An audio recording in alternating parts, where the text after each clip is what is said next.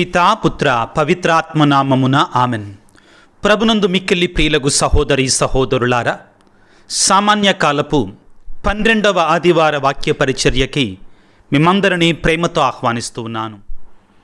Mark సువార్త 4వ అధ్యాయము 35 నుండి 41 వరకు పవిత్ర వచనములు. ఆ సాయం సమయమున మనము సరస్సు దాటి ఆవలి తీరమునకు పోదము రండు అని యేసు శిష్యులతో చెప్పెను. అంతటి శిష్యులు ఆ జనసమూహమును వీడి యేసును పడవలో తీసుకొని పోయిరి. మరికొన్ని పడవలు ఆయన వెంట వెళ్ళెను. అప్పుడు పెద్ద తుఫాను చెలరేగెను. అలలు పెద్ద ఎత్తున లేచి పడవను చిందర వందర చేయిచు దానిని ముంచివేయినట్లు ఉండెను. అప్పుడు యేసు పడవ వెనక భాగమున తలగడపై తలవాల్చి నిద్రించుచుండెను. శిష్యులు అప్పుడు స్వామిని మేలుకొలిపి, గురువా, తమకు ఏమాత్రము విచారము లేనట్లున్నది, మేము చనిపోవచ్చున్నాము అని పలికరి. అప్పుడు యేసు లేచి గాలిని గద్దించి, శాంతింపుము అని సముద్రముతో చెప్పగా గాలి అణగి గొప్ప ప్రశాంతత కలిగెను. మీరింత భయభ్రాంతురైతలేరా? మీకు విశ్వాసము లేదా అని వారిని మందలించెను. అంతటి శిష్యులు మిక్కిలి భయపడి, గాలియు సముద్రము సైతము ఈయనకు లోబడుచున్నవి, ఈయన ఎవరో అని తమలో తాము అనుకొనిరి. క్రీస్తునాథుని యందు మిక్కిలి ప్రియులకు సహోదరి సహోదరులారా, వాక్యం కొంచెం పొడుగ్గా ఉన్నా కానీ సన్నివేశం అంతా కూడా మీకు చదవాలి అని అనిపించింది. కాబట్టి ఈ రోజున ఈ ఆదివారపు సువిశేషాన్ని అంతటిని కూడా చదివి వినిపించాను.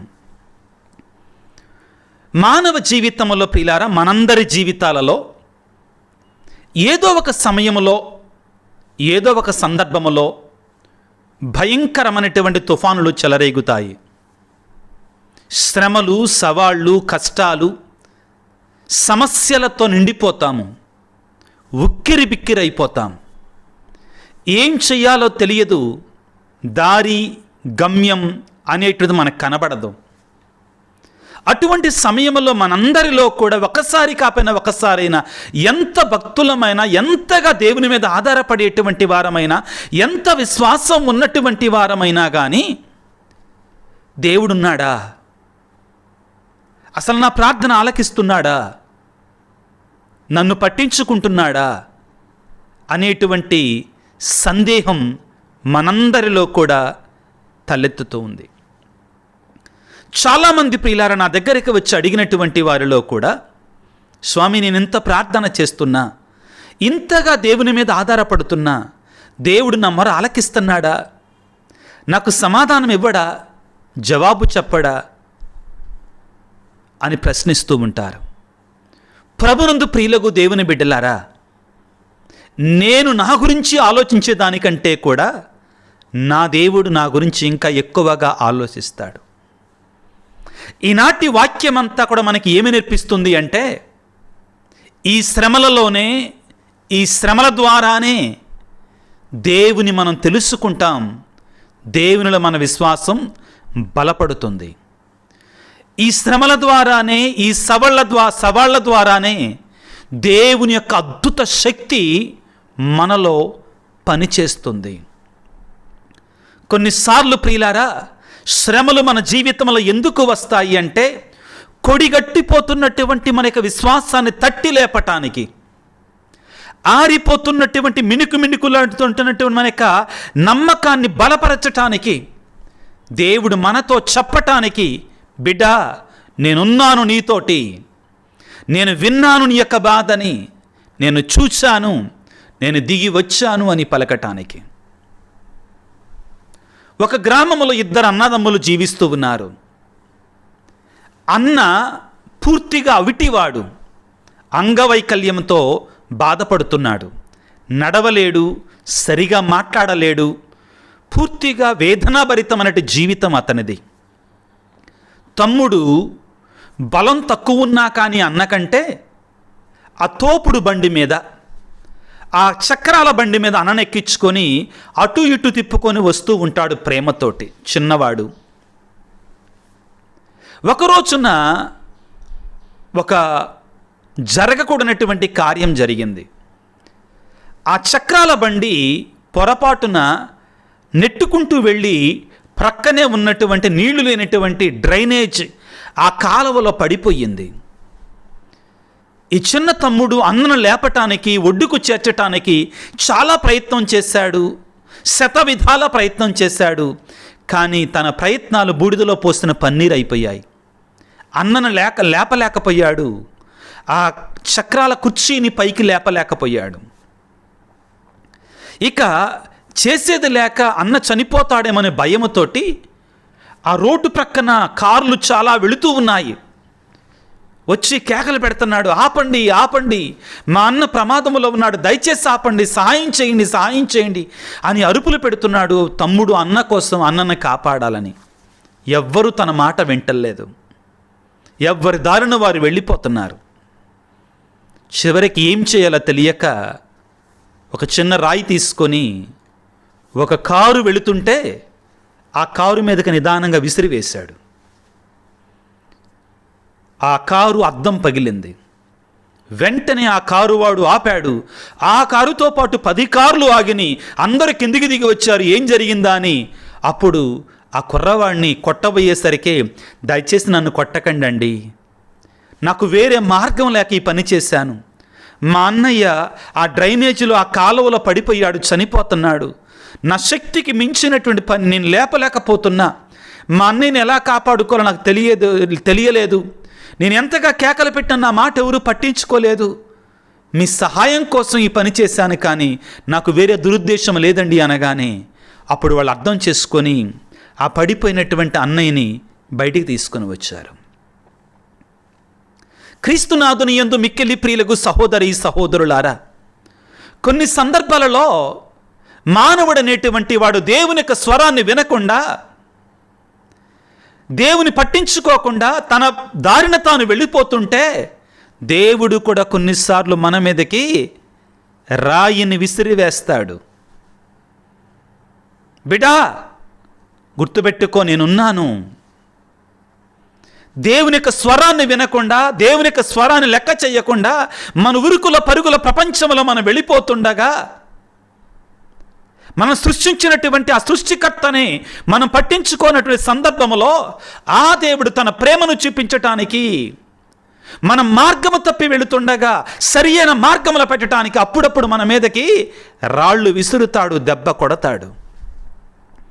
అవే మన జీవితంలో వచ్చేటువంటి శ్రమలు, సవాళ్ళు, కష్టాలు, అనారోగ్యాలు, అస్వస్థతలు, ఆర్థిక ఇబ్బందులు ఏదైనా కావచ్చు. ప్రియులారా, తన స్వరాన్ని విననప్పుడు, తనను పట్టించుకోనప్పుడు దేవుడు కొన్నిసార్లు మన కోసం మేలు చేయటానికి, మనల్ని మంచి చేయటానికి, మన సరి అయిన మార్గంలో ఉంచటానికి, మన విశ్వాసాన్ని బలపరచటానికి ఆయన అప్పుడప్పుడు మనల్ని ఒక దెబ్బ కొడతాడు.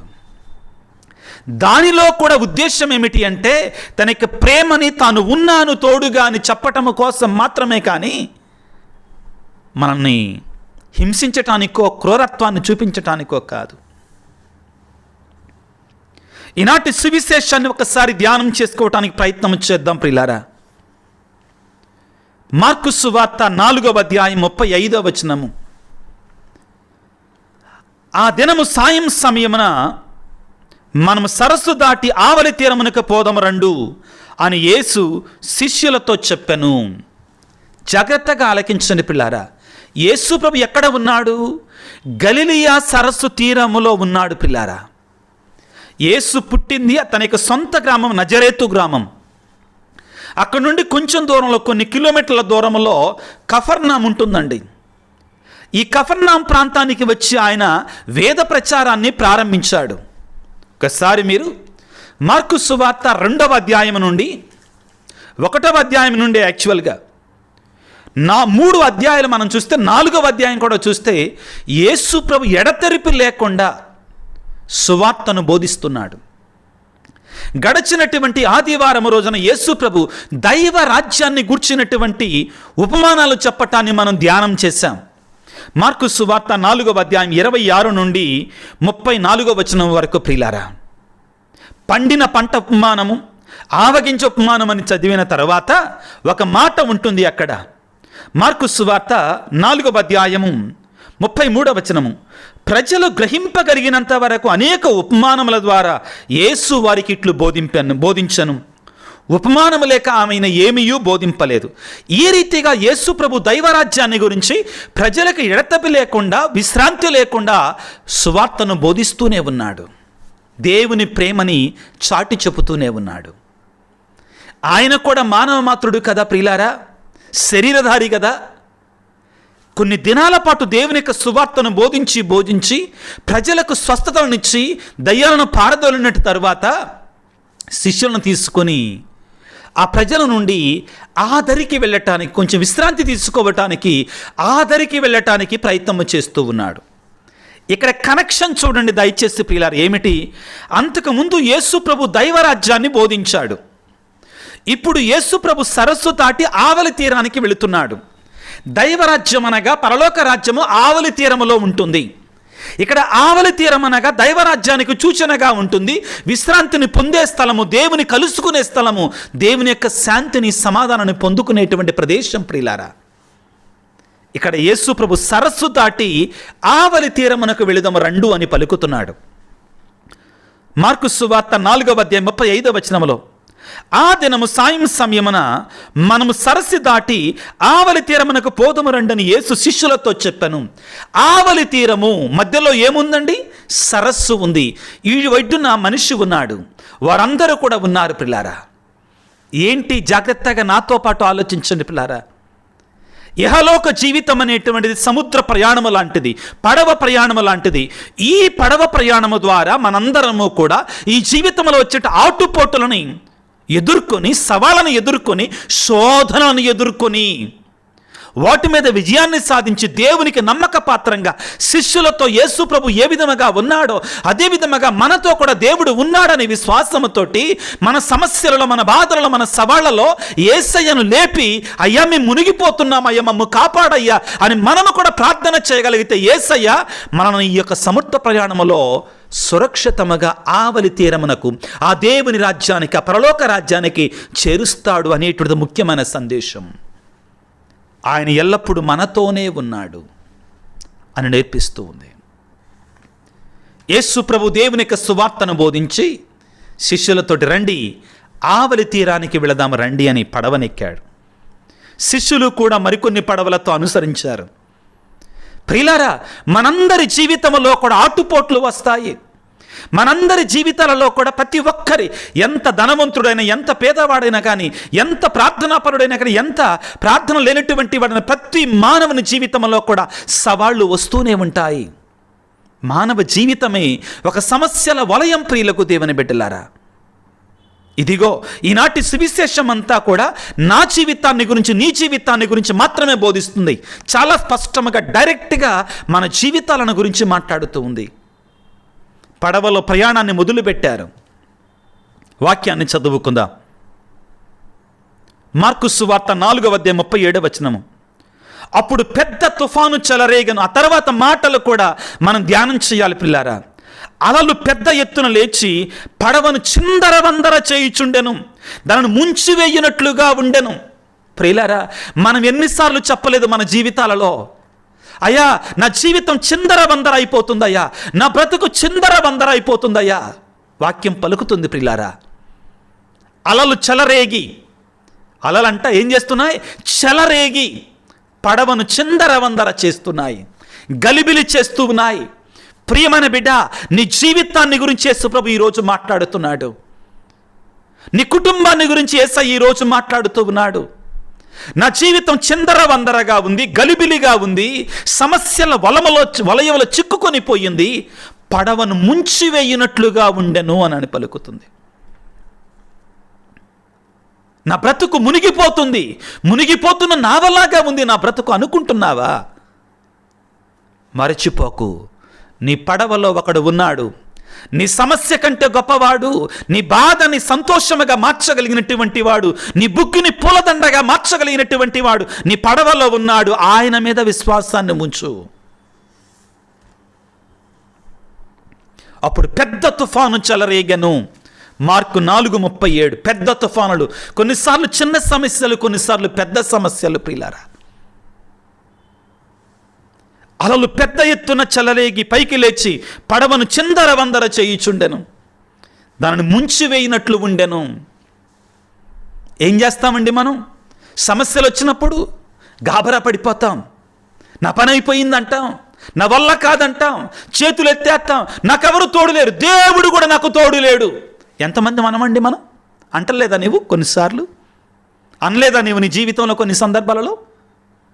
నేను గురువుగా కొన్నిసార్లు నాకు కూడా వచ్చిందండి, నిజంగా చెప్తున్నాను. మనుషులం, దుర్బలత్వం ప్రియులారా, మానవులం. అయితే అప్పుడు యేసు పడవ వెనక భాగమున తలగడపై తలవాల్చి నిద్రించుచుండెను. ప్రియులారా, గుర్తుపెట్టుకుంటామండి ఈ మాటని దయచేసి. ఏమిటి?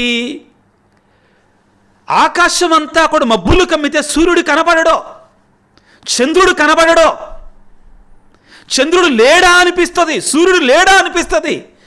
జీవితంలో కూడా సమస్యలు కమ్మివేసినప్పుడు దేవుణ్ణి మరిచిపోతాం, ఆయన శక్తిని మరిచిపోతాం, ఆయన ఉన్నాడు అనే సత్యాన్ని మరిచిపోతాం. మనం మరిచిపోయి ఇంకా గాబరా పడిపోతాం, ఇంకా చిందరవందరవుతుంది, మునిగిపోతున్నామని భయపడిపోతాం. ప్రియులారా, మన జీవితం ఇక్కడ కనబడుతుందండి.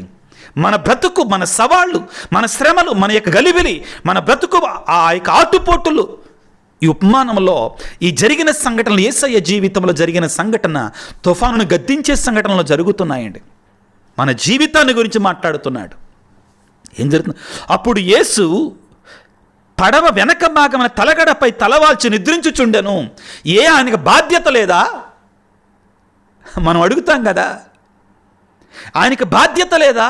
నిద్రపోతాడా? ఇంత సమస్య వస్తే, ఇంత తుఫాను వస్తే మనం అడుగుతుంటామండి కొన్నిసార్లు. ప్రియులకు దేవుని బిడ్డలారా, నిన్ను నన్ను పరీక్షిస్తాడు ఆయన. చూస్తాడు నువ్వేం చేస్తావు ఇట్లాంటప్పుడు, ఎక్కడికి పరిగెడతావు, ఎవరి మీద ఆధారపడతావు. నీలోనే, నీతోనే, నీ కుటుంబంలోనే నీవు పాల్గొనేటువంటి దివ్య బలి పూజలో, నీ దివ్య ప్రసాదంలో, ఆ బైబిల్ వాక్యములో ఆయన ఉండగా నువ్వేం చేస్తున్నావు? తట్టి లేపుతున్నావా? అసలు ఆయన మర్చిపోతున్నావా నీ పడవలో ఉన్నాడని, నీ బ్రతుకుల్లో ఉన్నాడని? శిష్యులు ఏం చేస్తున్నారండి? యేసు ప్రభు పడవ వెనక భాగమైన తలగడపై తలవాల్చి నిద్రిస్తున్నారు.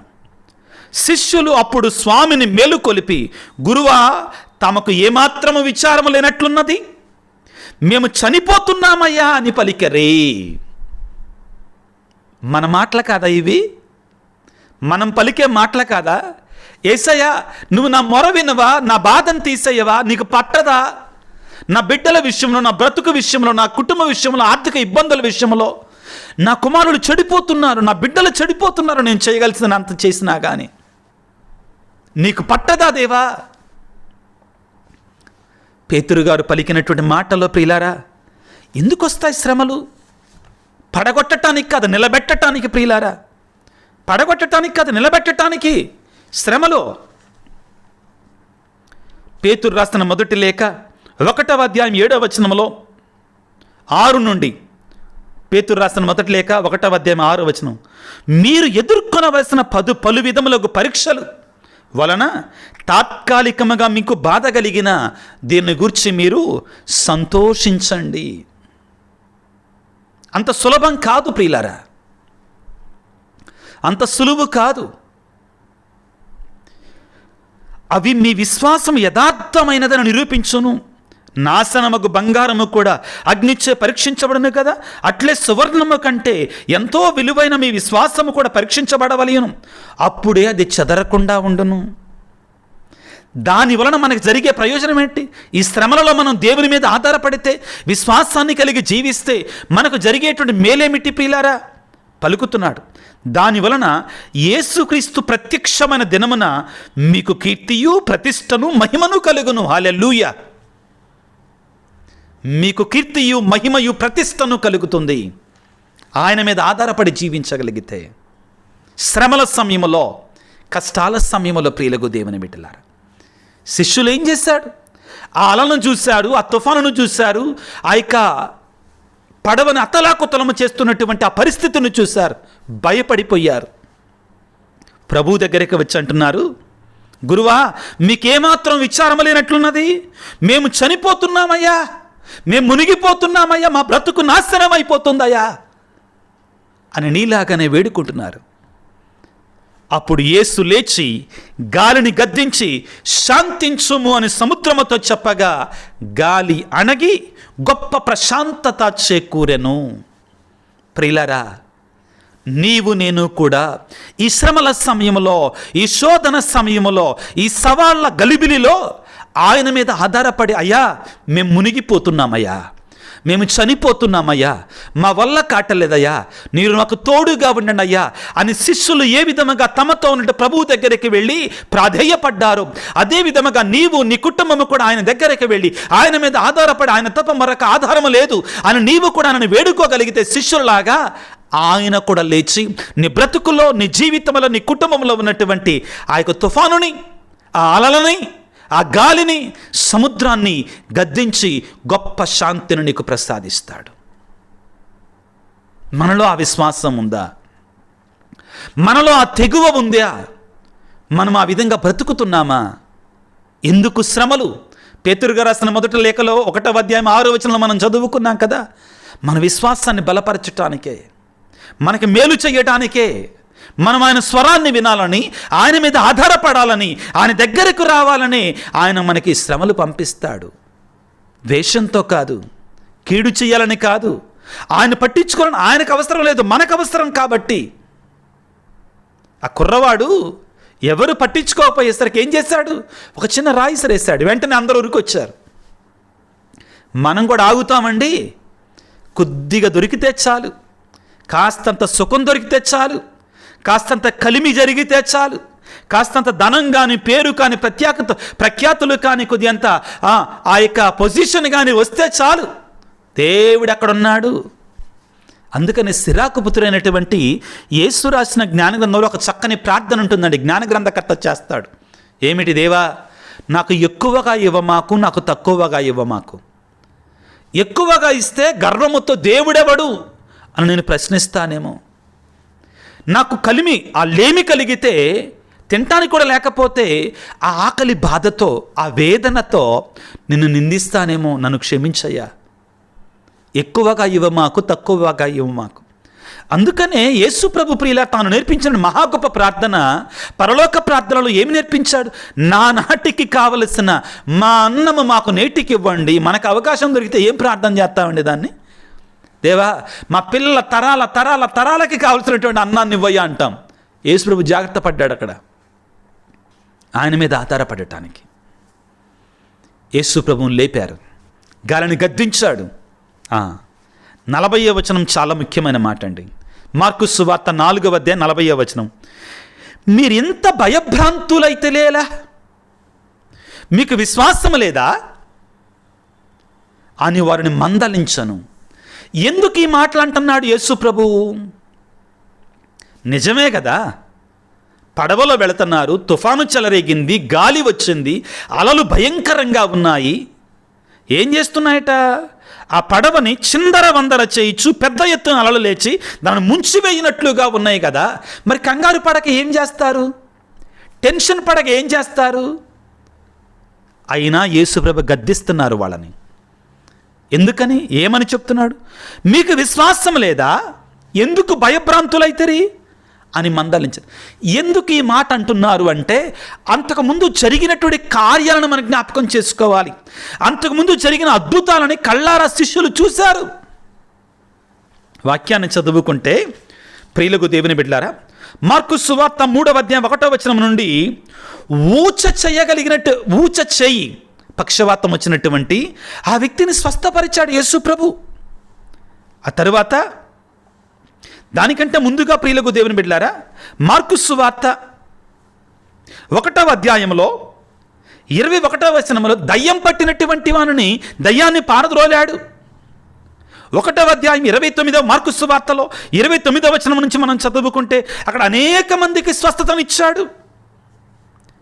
40వ వచనం నుంచి చదువుకుంటే మార్కు సువార్త 1వ అధ్యాయం కుష్ఠ వ్యాధిగ్రస్తునికి ఒక్క మాటతో స్వస్థతనిచ్చాడు.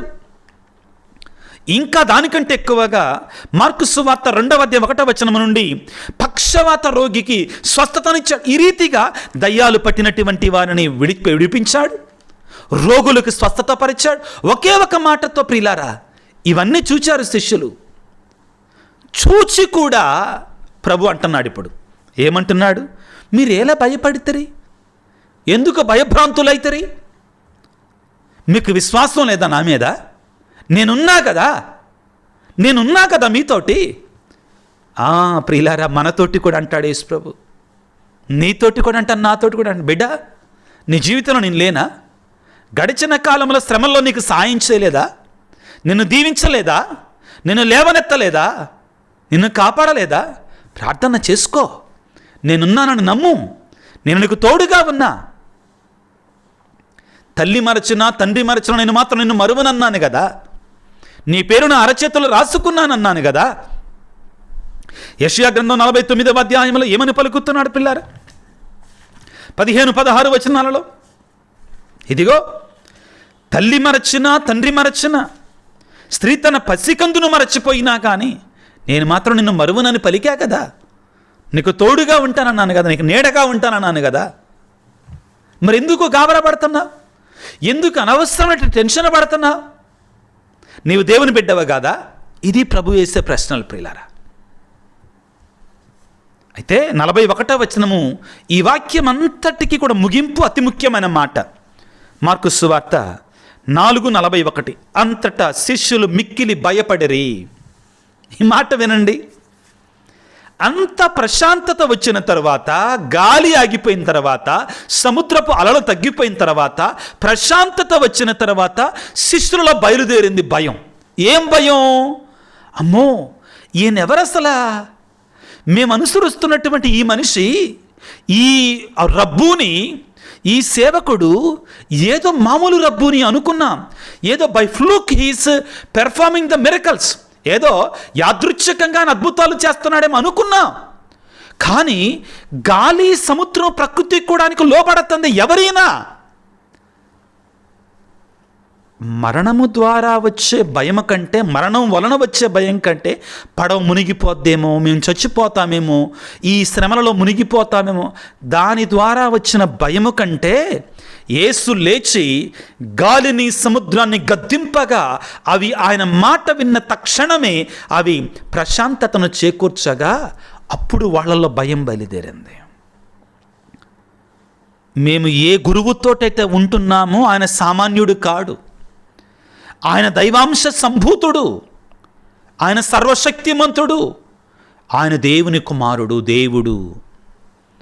ఇశ్రాయేలు ప్రజలకి, శిష్యులకి బాగా తెలుసు ఏమిటి అంటే, from chaos God brought order into this world. ఆదిలో సృష్టి అంతా కూడా అతలాకుతలముగా ఉంది. అటువంటి ఆర్డర్ లేనటువంటి అక్రమము నుండి దేవుడు క్రమమైనటువంటి స్థితికి తెచ్చాడు ప్రకృతిని, సృష్టిని అంతటినీ కూడా. ఇశ్రాయేలు ప్రజలకి, శిష్యులకి ఇంకా బాగా తెలుసు. తమ యొక్క పితామహులు, పితరులు ప్రియులారా ఐగుప్తు దేశపు బానిసత్వంలో రగ్గుతూ ఉండగా దేవునికి మొరపెట్టి ప్రార్థన చేయగా, నిర్గమకాండము 3వ అధ్యాయం 7వ వచనం నుంచి మనం చదువుకుంటే, నా ప్రజలు పెట్టిన మొరను నేను ఆలకించితిని అని విని ఆ ఎర్ర సముద్రాన్ని 2 పాయలుగా చేసి దేవునికి ప్రకృతి మీద, సముద్రం మీద అధికారం ఉంది అని నిరూపించుకున్న నిజదేవుడు ఆయనే అని శిష్యులకి బాగా తెలుసు. కాబట్టే సముద్రం మీద అధికారముతో మాట్లాడితే సముద్రము తల వంచి విధేయించగానే వాళ్ళకు అర్థమయ్యింది, ఆహా, ఆ సముద్రాన్ని సరిచేసిన దేవుడు, సముద్రాన్ని 2 పాయలుగా చేసిన దేవుడు ఇప్పుడు మనతో ఉన్నాడు, సముద్రాన్ని గద్దిస్తున్నాడు, సముద్రము అతనికి విధేయత చూపిస్తుంది. అర్థమయ్యింది వాళ్ళకి. అప్పటి వరకు అద్భుతాలు చూశారు, స్వస్థతలు చూశారు, సాతానులు అప్పటి వరకు వాళ్ళకి అర్థం కాల. ఏమంటున్నారు? అంతటా శిష్యులు మిక్కిలి భయభ్రాంతులయ్యరి. ఇప్పుడు భయభ్రాంతులయ్యేది ఎందుకు? తుఫాన్ను చూసి కాదు, అలలను చూసి కాదు, చనిపోతామేమోని కాదు. మేము మా దగ్గర ఉన్నటువంటి ఈయన మామూలు ఆయన కాదు, ఏదో మానవ మాత్రుడై ఉండి ప్రార్థన ద్వారా వచ్చిన శక్తితోటో చేసే అద్భుతాలు కాదు ఇవి. ఆయన దేవుడు అని తెలుసుకోగానే వాళ్ళలో భయం బయలుదేరింది. గాలియు సముద్రము సైతము ఈయనకు లోబడుచున్నవే. ఈయన ఎవరో అన్న ప్రశ్న కాదండి, ఈయన దేవుడే అనే సమాధానం దానిలో దాగి ఉంది. ఆయన మాతో ఉన్నాడు.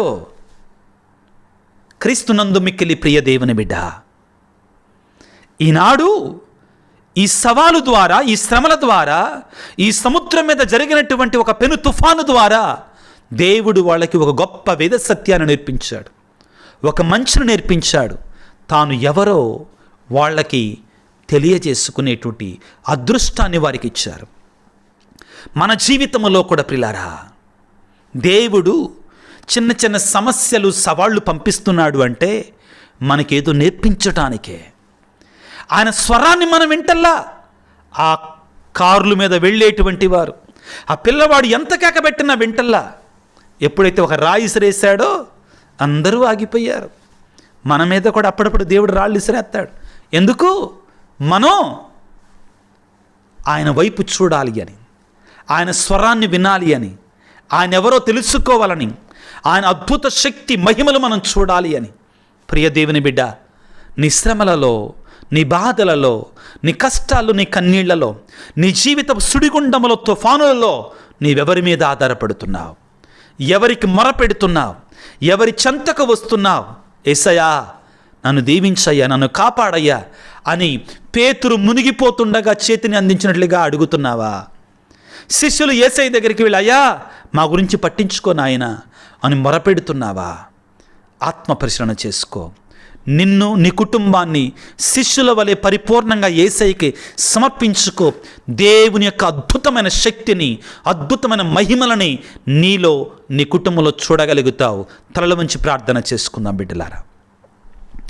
సర్వశక్తిమంతుడా, సర్వోన్నతుడా, యేసురాజా, ఈనాడు మీరు మాకు ఇచ్చినటువంటి సందేశాన్ని బట్టి మీకు శతకోటి వందనాలు తండ్రి.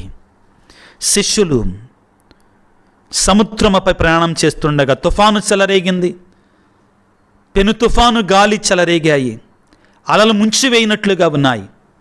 మా జీవితంలో కూడా ప్రభువా, సమస్యలనే తుఫానులు, శ్రమలనేటు సుడిగుండాలు, కష్టాలు చిందరవందర చేస్తుండగా మీరు మాతో ఉన్నారు అనే సత్యాన్ని కూడా మేము మరచిపోతున్నామయ్యా.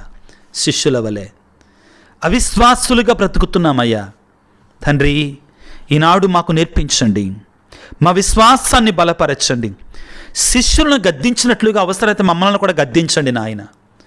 మమ్మల్ని కూడా ఒక దెబ్బయ్యండి నాయన. కానీ మీ మీద విశ్వాసం లేనటువంటి విశ్వాసహీనులుగా మమ్మ మార్చకండి తండ్రి. ఈ రోజున అలనాడు ఆ తుఫానును ఆపారు, సముద్రాన్ని చల్లబరిచారు, గాలిని ఆపారు. మా జీవితంలో ఉన్నటువంటి సుడిగుండాలను తీసివేయండి, శ్రమలను తొలగించండి. మా వల్ల కాదు, మేము మునిగిపోతున్నాం, మేము చనిపోతున్నామని ఎవరైతే వేదనతో, కన్నీటితో, కష్టముతో ప్రార్థన చేస్తున్నారో తండ్రి, వారి మరణాలకించండి నాయన. వారి కన్నీటిని తొడవండి నాయన. నీ పరిశుద్ధాత్మ శక్తిని వారి మీద నింపండి తండ్రి. ప్రత్యేకమైన రీతిలో భయంకరమైనటువంటి సుడిగుండాల మధ్యగా, శ్రమల మధ్యగా, తుఫానుల మధ్యగా జీవితాన్ని సాగిస్తున్న బిడ్డలందరినీ మీకు సమర్పిస్తున్నాను తండ్రి. ఓ పరిశుద్ధాత్మ దేవా, వారిపై నీ యొక్క శక్తిని కుమ్మరింప చేయండి, వారిని అభిషేకించండి, వారిని దీవించండి. ఓ యేసు రాజా, మీరు మాతో ఉన్నారు, మా పడవల్లో ఉన్నారు, మా జీవితంలో ఉన్నారు. మా కుటుంబంలో ఉన్న సత్యాన్ని మరవకుండా నీ మీద విశ్వాసాన్ని కలిగి జీవించే బిడ్డలాగా మమ్మ దీవించు నాయన, మమ్మ ఆశీర్వదించమని, మా కోసం ప్రార్థన చేయమని అడుగుతున్నటువంటి బిడ్డల కొరకే ప్రార్థిస్తున్నాను. అనారోగ్యంతో బాధపడుతున్న బిడ్డల కొరకై ప్రార్థన చేస్తున్నాను తండ్రి. స్వస్థపరచు తండ్రి, దీవించు నాయన, ఆశీర్వదించమని మా ప్రభు అయిన క్రీస్తు ద్వారా వేడుకొనుచున్నాము తండ్రి. ఆమెన్. ప్రభువు మీతో ఉందురుగాక, మీ ఆత్మతో ఉందురుగాక. సర్వశక్తిగల సర్వేశ్వరుడు పిత, పుత్ర, పవిత్రాత్మ మిమ్ము, మీ కుటుంబాలను చల్లగా దీవించి ఆశీర్వదించి కాపాడుదురుగాక. God bless you. దేవుడు మిమ్ము దీవించుగాక. ఆమెన్.